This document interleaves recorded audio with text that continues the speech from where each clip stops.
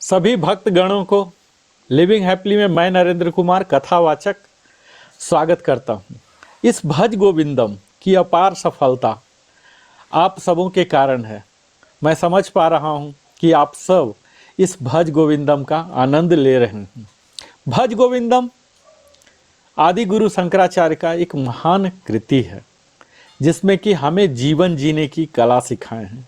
हम सब जानते हैं कि हमारे जीवन में विपरीत परिस्थितियों का आना बिल्कुल सामान्य घटना है और उन विपरीत परिस्थितियों से कैसे समाधान करें, इसी का कला मुख्यतः भज गोविंदम में अलग अलग श्लोकों के माध्यम से सिखाया गया है।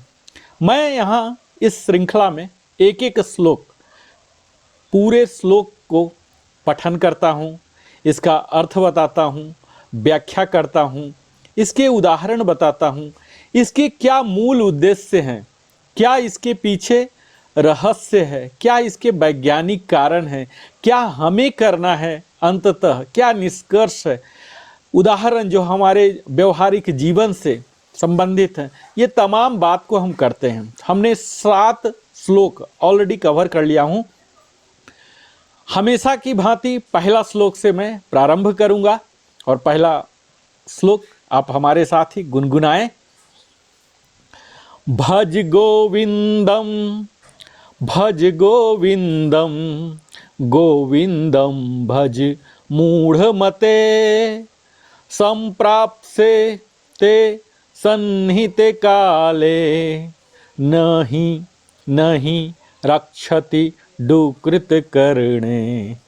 इस प्रथम श्लोक के बाद हम सीधा आपको 8वां श्लोक में लेके चलते हैं, जहाँ कि आप इसे पठन करेंगे, इसका अर्थ सुनेंगे और आपके लिए क्या टेक अवे है ये सब देखेंगे। तो आइए सबसे पहले हम 8वां श्लोक को ही पढ़ते हैं।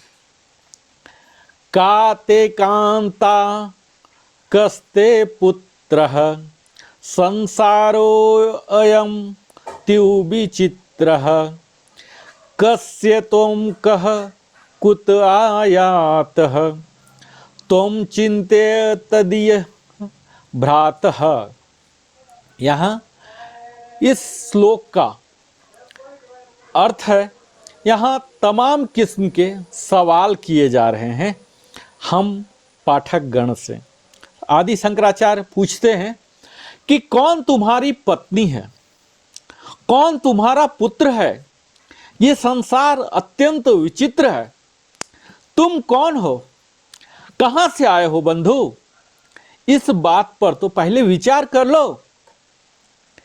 यहाँ हमें तमाम किस्म के सवाल पूछा जा रहा है और इसके सहारे ही जीवन की जो नश्वरता है और आत्मा के वास्तविक स्वरूप को समझने का गूढ़ संदेश यहाँ छिपा हुआ है। यह व्यक्ति को अपने अस्तित्व, परिवार और समाज के साथ अपने संबंधों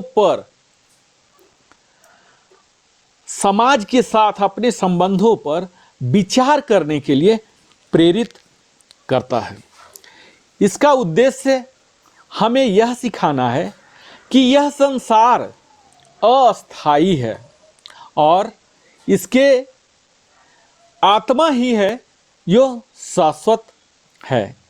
इस श्लोक के अलग अलग पद को हम देखते हैं। पहला लाइन यही है कि कौन तुम्हारी पत्नी है, कौन तुम्हारा पुत्र है। तो यह पंक्ति हमें यह समझाने का प्रयास करती है कि हमारे सभी रिश्ते सांसारिक और अस्थायी हैं।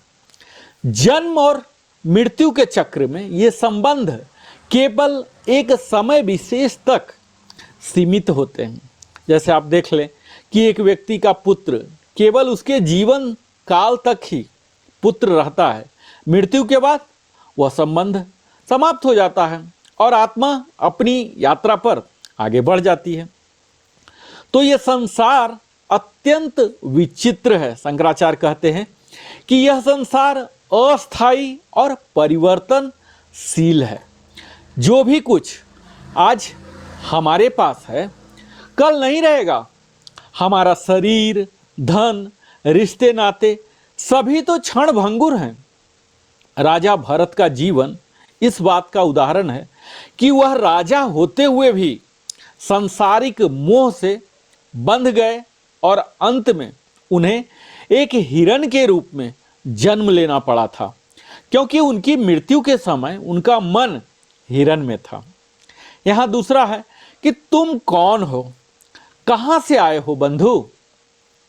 व्यक्ति को अपने जीवन के वास्तविक उद्देश्य पर विचार करने के लिए यहां प्रेरित किया जा रहा है। यह सवाल करता है कि हम वास्तव में कौन हैं, यह शरीर या आत्मा। श्रीमद् भागवत गीता में भगवान श्री कृष्ण अर्जुन को यही सिखाते हैं कि आत्मा न जन्म लेती है और न मरती है, यह शाश्वत है, केवल शरीर बदलती है। इस बात पर तो पहले विचार कर लो। यह पंक्ति हमें आत्मचिंतन और आत्मज्ञान के महत्व को रेखांकित करती है। सांसारिक मोह से ऊपर उठकर हमें यह समझना चाहिए कि हमारी असली उद्देश्य आत्मा के स्वरूप को पहचानना और परमात्मा से जुड़ना है। संत कबीर के दोहे में भी हम देखते हैं कि इसी सत्य की ओर ले जाते हैं। जैसे माला फेरत जग भया, गया न मन का फेर, कर का मन का डार दे, मन का फेर। तो वास्तविक जीवन के जो उदाहरण अगर आप लेंगे तो राजा जनक, राजा होते हुए भी उन्होंने सांसारिक मोह को त्याग कर आत्मज्ञान प्राप्त किया। उनका जीवन इस बात का उदाहरण है कि हम सांसारिक कर्तव्यों का पालन करते हुए भी आत्मा का चिंतन कर सकते हैं। अगर गौतम बुद्ध की बात किया जाए तो एक राजकुमार होते हुए भी उन्होंने यह समझा कि संसार का सुख दुख अस्थायी है। उन्होंने आत्मज्ञान की प्राप्ति के लिए अपने परिवार और राज्य का त्याग कर दिया। यह श्लोक, 8वां श्लोक, हमें यह सिखाता है कि ये रिश्ते नाते, धन और सांसारिक सुख दुख केवल अस्थायी हैं। आत्मा की शाश्वतता और प्रभु के साथ संबंध को समझने के लिए आत्मचिंतन आवश्यक है। यह समझ हमें सांसारिक मोह से मुक्त करती है और जीवन के वास्तविक उद्देश्य की ओर अग्रसर करती है। तो यह हमारा 8वां श्लोक था, जिसमें शंकराचार्य कई तरह की सांसारिक सुख दुख, इसके अस्थायी होने का जोर दे रहे हैं कि सांसारिक मोह से हमें मुक्त होना है। इसी प्रकार मैं आपके समक्ष Narendra Kumar, wellness consultant, entrepreneur trainer, living happily में इस भज गोविंदम श्रृंखला में वीडियो लाते रहूँगा और आपको बिल्कुल सार के रूप में बताऊंगा। न कि यह श्लोक है, इसकी व्याख्या से, इसके उदाहरण से हमारे अपने जीवन में कई कुछ सीखने का है।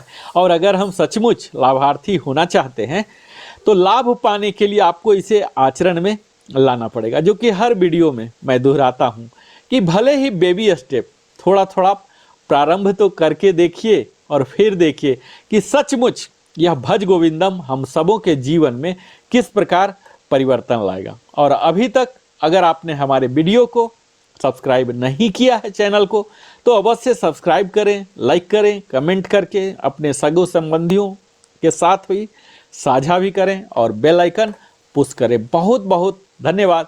फिर मिलता हूं अगले वीडियो में 9वें श्लोक के साथ। बहुत बहुत धन्यवाद।